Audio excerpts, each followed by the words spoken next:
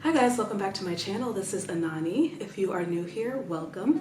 I am very happy to have you. Please consider subscribing. I would love to have you join my community. If you are returning, welcome back. Thank you so much for tuning back in. I'm so happy to see you again. Today's video, I think, is going to be an emotional one, potentially, for obvious reasons. I'm sure you guys have read the title. And in today's video, I'm going to talk about how I overcame an 8-month-long depression. Like I say, depending on, where this conversation goes, I'm just going to talk and be very candid. It could get emotional and things like that, just because, like I say, I'm recounting a difficult time in my life. I'm saying 8 months. But to be honest, it probably was around 8 months to a year that I was kind of in a depression. So not only in this video am I going to be talking about my experience, but I'm also going to give tips and tricks and ways in which I overcame it. And maybe any of you out there that are struggling with depression, maybe you can use some of these tips and tricks, and maybe it can help you like it helped me. But yes, like I say, I was depressed for a very long time. This was quite an extended depression.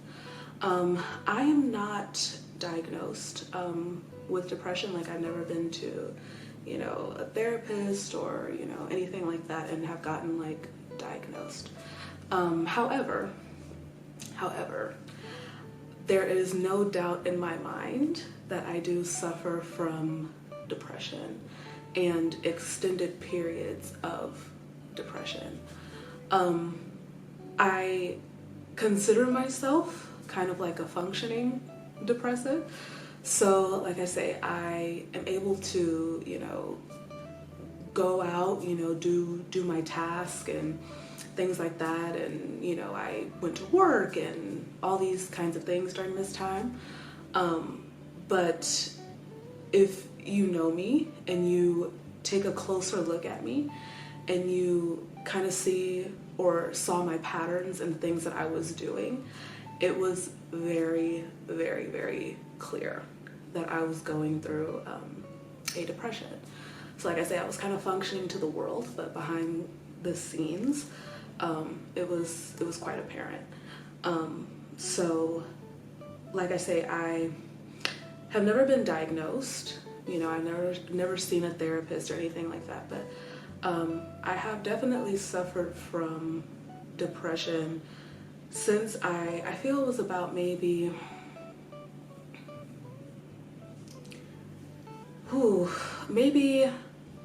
around 13, give or take.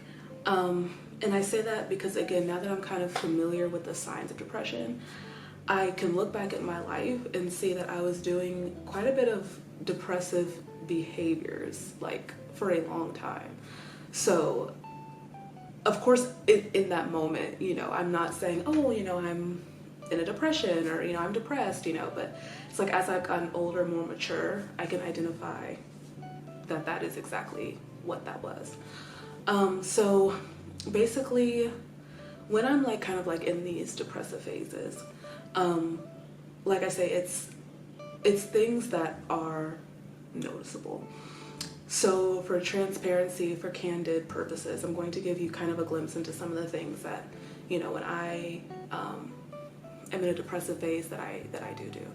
So like I say, it's a lack of self-care is definitely one of them.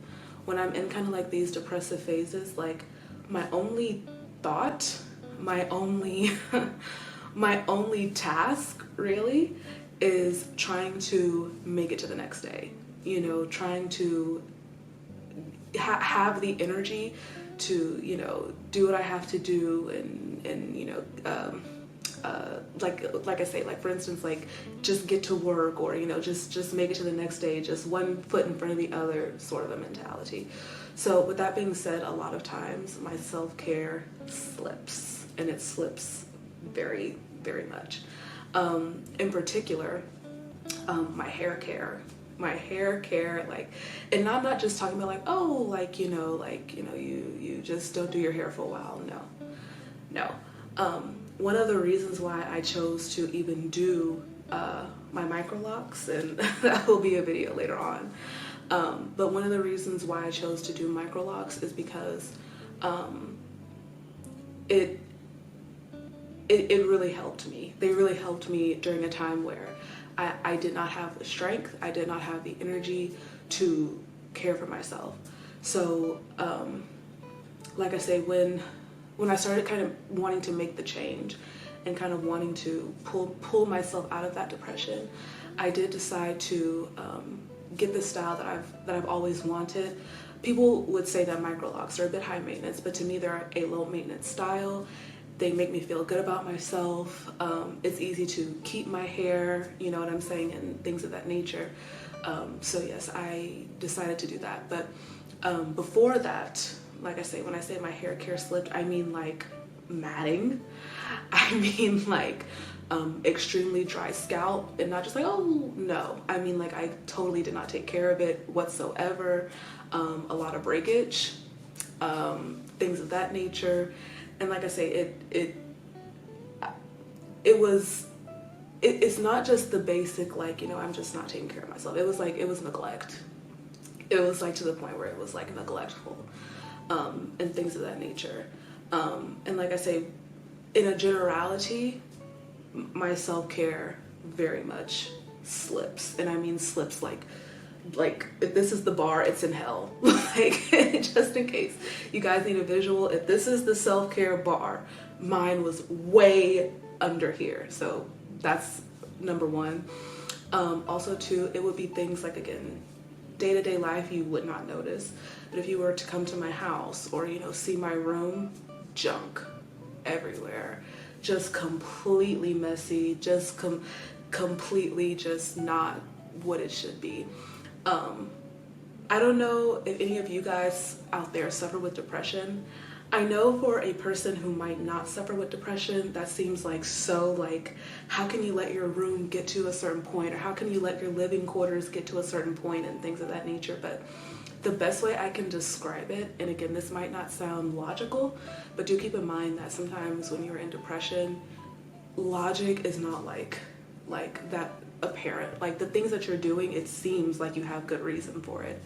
But the best way I can explain it is like, there's comfort in the clutter. No, that sounds crazy, but there's comfort in the clutter. Like, having things kind of around and just thrown everywhere, sometimes it makes you have a sense of control. It's a warped sense of control, but a sense of control nonetheless. So yes, it would be like that. Room just a mess. It would be like, again, if you take a closer look, clothes like not as clean as they should be, and just quite overall disheveled. And like I say, I'm going a bit in depth, but yeah, like oftentimes actually, depression is not a cute thing. It's not cute. If you or anybody has experienced it, it can be quite bleak, sort of a thing. And again, just little stuff like, just this overall lack of energy.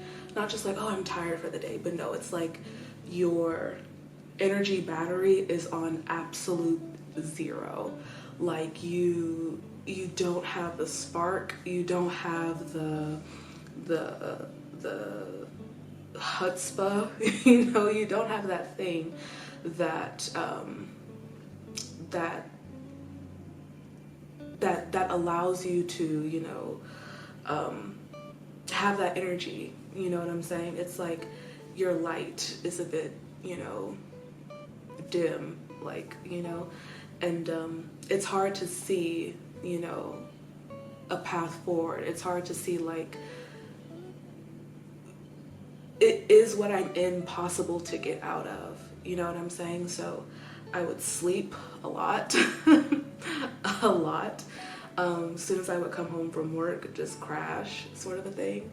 I would cry a lot and a lot. I'm already quite sensitive as a person, but multiply that, you know, by a million. I would do a lot of crying. Also, to another thing, I would eat a lot. Eat a lot. Right now, like I say, I am out of my depression, but a lot of those bad habits in regard to eating horribly, I still have, because I've been doing it for such a long time that it is very hard to break that habit, which is another thing that I'm going to start also to doing on this channel. Kind of letting you guys in on my journey, trying to regain my health back, because it definitely has taken a hit. Like I say, like in the moment in depression, again, it's like that. For me, like I say, I'm from the South. I love food. Food has always been a serotonin boost. Like, I love food. I love good food. I am a foodie. So when you're having a horrible day, when you're feeling down, when you're feeling out, food, that thing, like when you eat it and your taste buds light up and temporarily, like you have like this like relief, like you feel okay.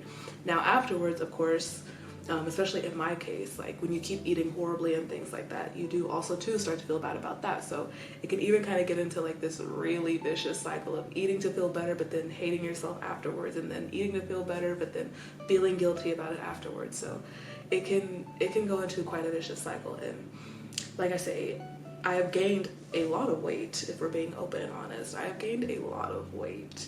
If you guys go and kind of see like my videos, like in the past, like on this channel, I'm always a meaty girl. Like I'm always gonna have meat on my bones. That's just what it is. Like I say, I'm from the South. We do like food. That's just kind of my body composition. I'll always have meat on me. However, now it is definitely like a lot more. Like I have definitely gained a lot of weight, probably. And like I say, I don't know, probably around 30 pounds. Probably 30 pounds. Like I say, because during my depressive phase, binge eating. And I mean to the point where it's like, let me give you guys a rundown. I mean, like, I would have like a whole McDonald's meal, turn around, eat like a whole Panda Express meal, turn around, go get some dessert, sometimes several desserts, turn around, sodas and all these kinds of things. Like, of course I would eat like greens and stuff like that, but what is that? Like, what's a collard green when you've just eaten 40 Big Macs? You know what I'm saying? Like let's keep it real. Like be for real. You know what I'm saying? So it's like binge eating. And like I say, from months and months and months of doing that, like I definitely have gained weight. And even though, like I say, now I'm kind of out of this depressive phase, I still have those habits. I still eat. I still love to eat. And like I say, that is something that I'm definitely working on, because I do need to reverse it for health reasons and things of that nature. But like I say, during that time, health took a hit. I already kind of have lymphatic issues.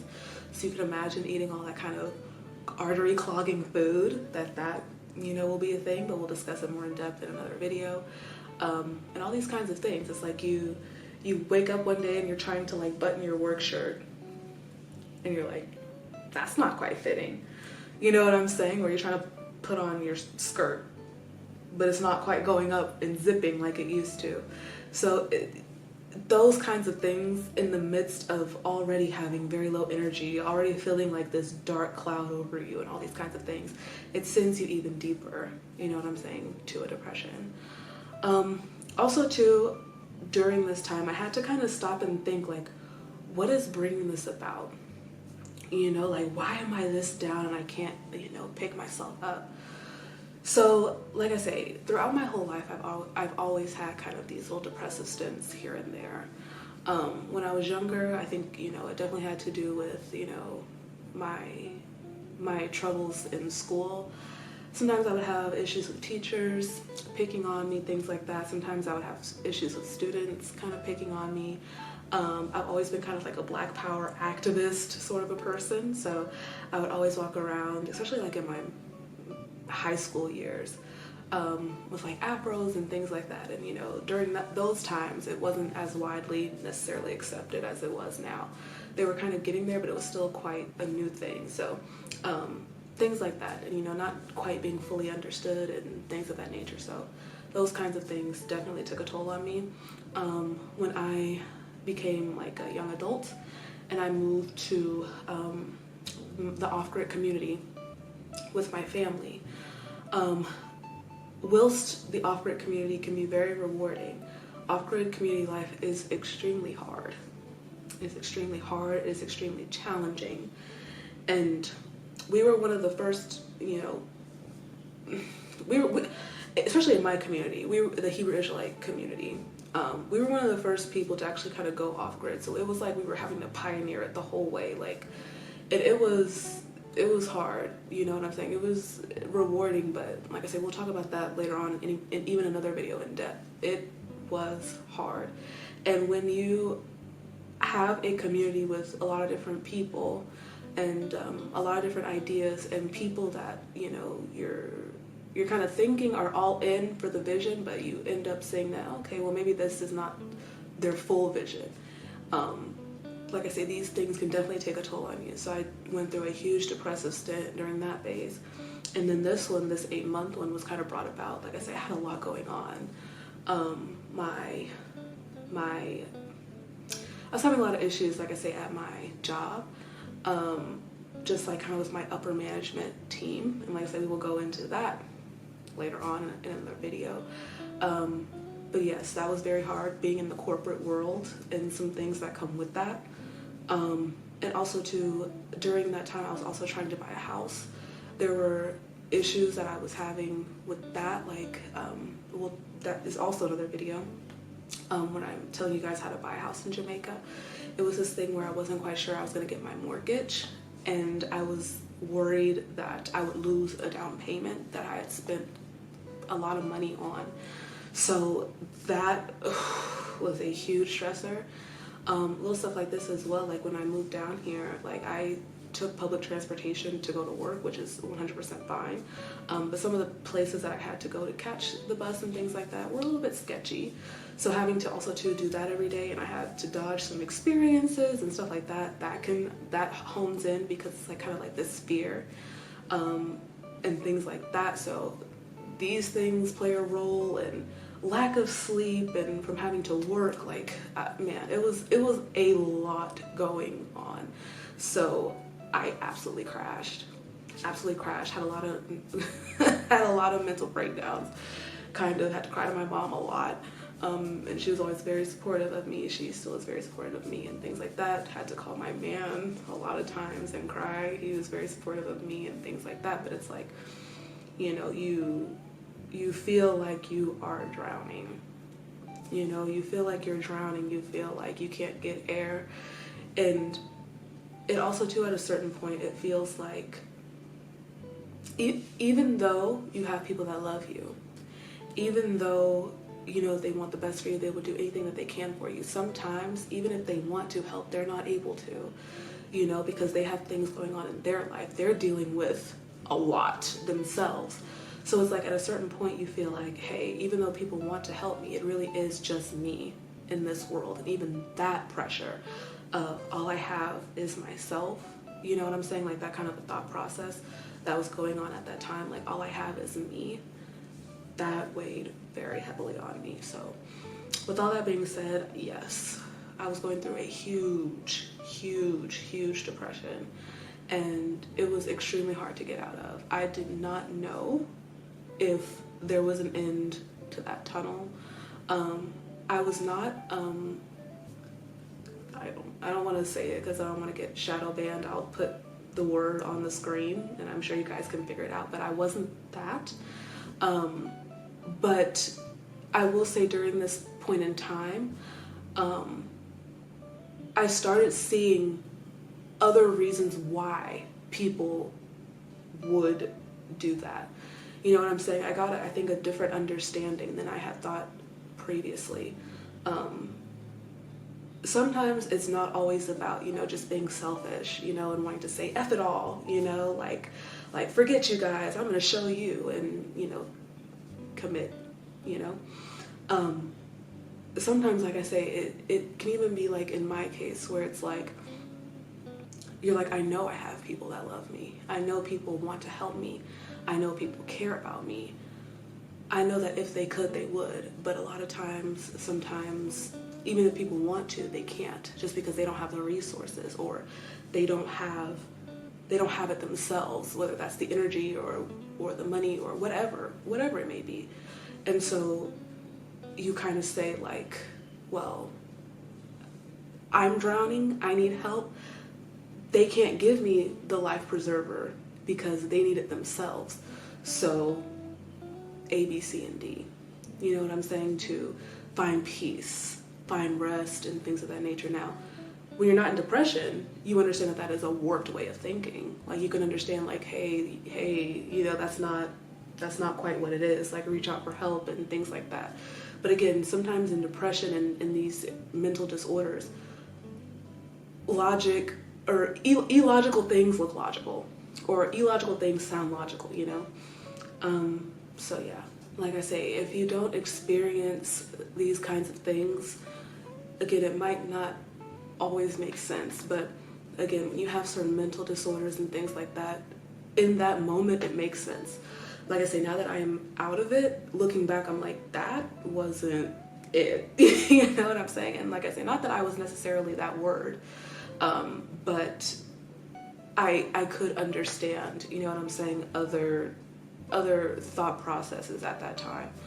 But yes, like I say, thankfully, I was able to pull myself out of it. And these are some things that I did that did help me. And they allowed me to slowly, and it took time, it took a lot of time, slowly but surely get back to a healthy mental state. So one of the things that I did was force self-care. Now, what does that mean? Because like I said previously, during this time, my self-care slips a lot. So what do I mean by that? I would pick a day, out of the week and try to hold myself to it. I failed a lot of times. It would be times I'd be like, okay, this Sunday I'm going to A, B, C, and D, or this Monday I promise I'm going to A, B, C, and D, and I failed, didn't do it. But you don't say I'm giving up, sort of a thing. You keep setting the goal, and it's gonna come that one day when you have that ounce of energy and you utilize that ounce of energy. And like I say, in my case, that's what I did. When that day came, I forced myself to do one self-care thing to make myself better. Whether that was, okay, this day my hair is really matted today, it looks a mess, my hair is not good. Today I'm going to deep condition, I'm going to wash, and we'll see what else I do. Even if it was just washing my hair for that time, I accomplished it. Even if I couldn't get to combing it, I forced myself, you do it, and slowly but surely, like I say, it helped me until eventually, like I say, one wash became multiple washes, that became combing my hair, that became properly moisturizing it, that became eventually deciding like, hey, let me try to get this together. Let me try to see what I can do that works for me, and see what I can do that can help me maintain a healthy style, and healthy hair care. And so again, I got my micro locks. But yes, so like I say, you pick one self-care thing. I know a lot of people that struggle with depression also too, and again, I'm gonna say this, if you don't struggle with depression, this might sound insane to you, but again, please keep your empathy ears open, because depression facilitates a lot of things. So also too, with depression, sometimes your hygiene and things like that can slip. So even then, if it's hard for you to, you know, properly bathe or properly shower, properly take care of yourself, again, there'll be days where you say, today I'm going to do it. Today is the day. Today is the day. And you might not ever get to it that day, but you do not give up on the trying. And eventually you'll have that one spark, that little spark, and you utilize it, you take advantage of it, and again, you try to do it. You know what I'm saying? And one day leads to multiple days, and then eventually you'll get back on track with that as well. Again, another thing I did, you know, little by little, you know, my room is a mess. It was a hot mess. Picked a day, again, didn't do it a lot of times that I said I would, but there's one day that I said, you know what, maybe I'll just start with this corner. Let me just try to get this corner of my room clean. Then one corner leads to another corner, leads to another corner eventually. And then eventually you have the spark, you can see the progress, you can see the light, and that helped me be able to, again, keep my space clean. And then you realize, like, actually, yeah, it is nice to have a clean room. It is nice to have clean facilities and things like that. The pigsty isn't so comfortable anymore. You know, so little stuff like that helped.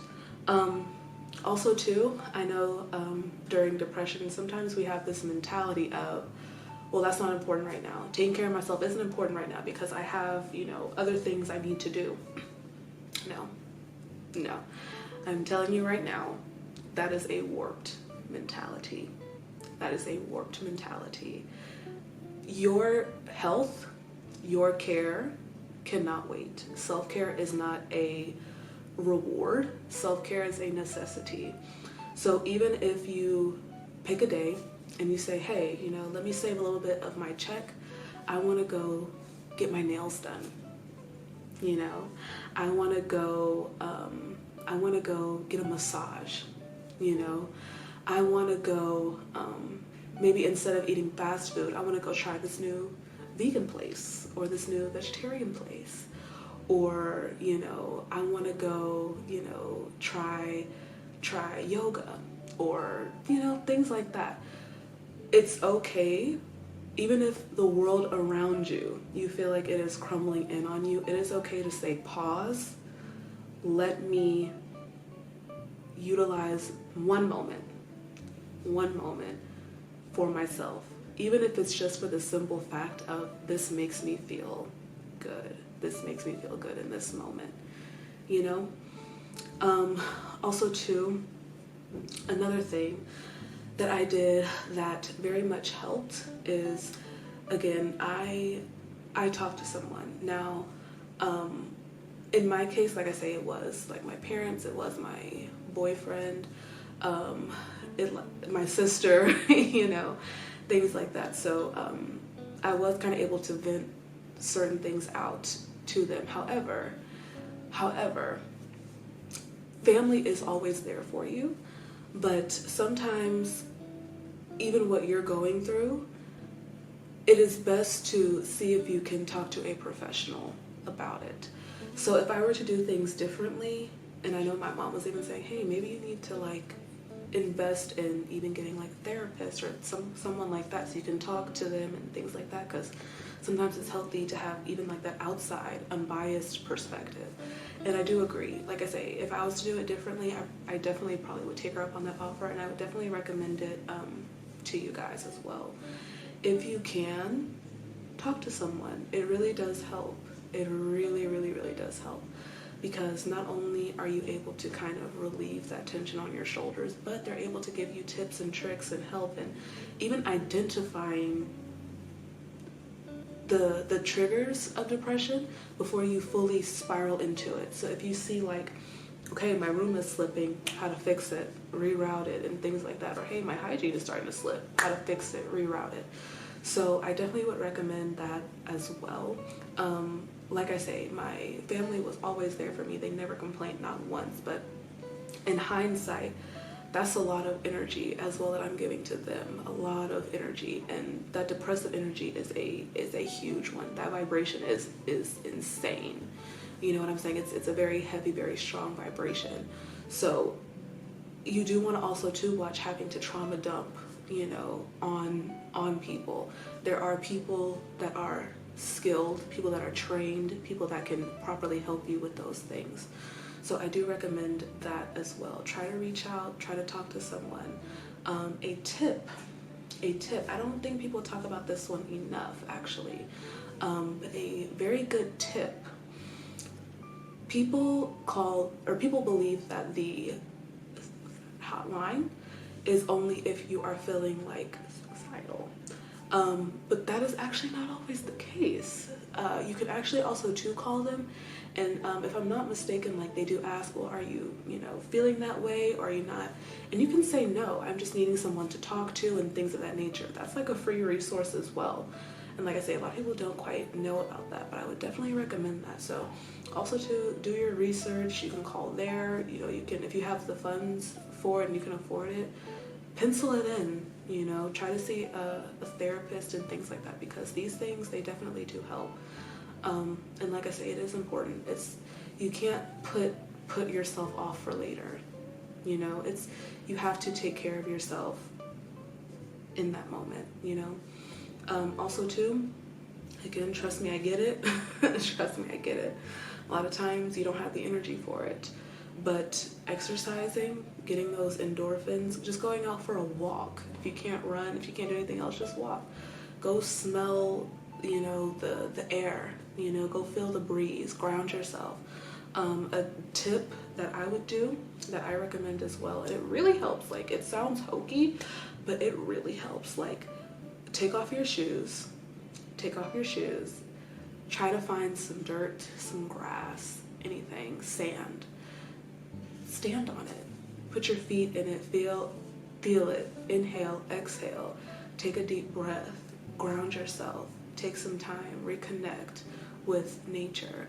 I don't know if you guys have looked into this study, but humans are electromagnetic beings. They are. So we need that.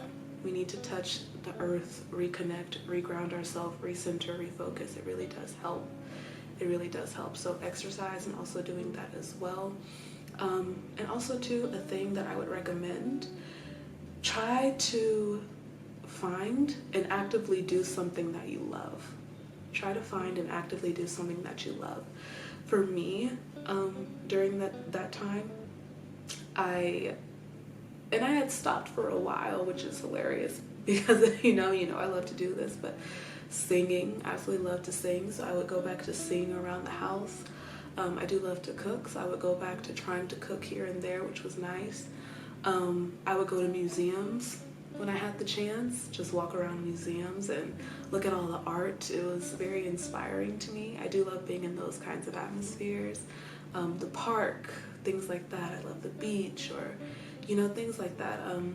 I also too love coffee houses and stuff like that, and, you know, playing music and things of that nature. Try to find something that you love doing and pencil it in at least once a week. Just something to even look forward to. You know, if you're an artist, pencil in where you draw. You know what I'm saying? Try to find that time for yourself. Just try to make time for yourself. It is very important. You cannot wait. Honestly, to be honest with you, the world can wait around you, but you can't wait. You know what I'm saying? So yes, try to do that. Find something you love, reconnect. That's also too why I am back on YouTube, because I actually love it. I love editing. I love making videos. I love putting stuff together. I like trying to get dressed up for them and things like that. I love talking and, you know, trying to help people, you know, in their journeys and things like that. So yes, find something that you like to do and do that, and really do that. But yes, like I say, it was quite the journey. I did not snap out of my depression overnight. It was slowly but surely. I know when you're in depression, it seems like good news is just never coming, ever. But trust me, it is. The world is always evolving. Humans are not static beings. There are ebbs and flows in this life. There are highs and lows. It comes with it. It comes with it.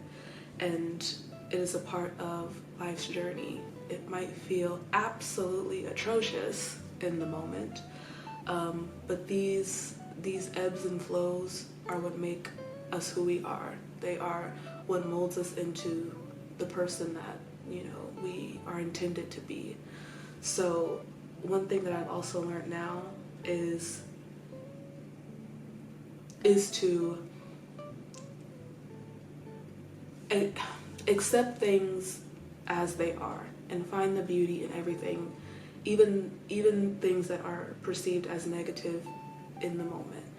You know, if something happens that I'm like, whoa, what was that? Why is this happening?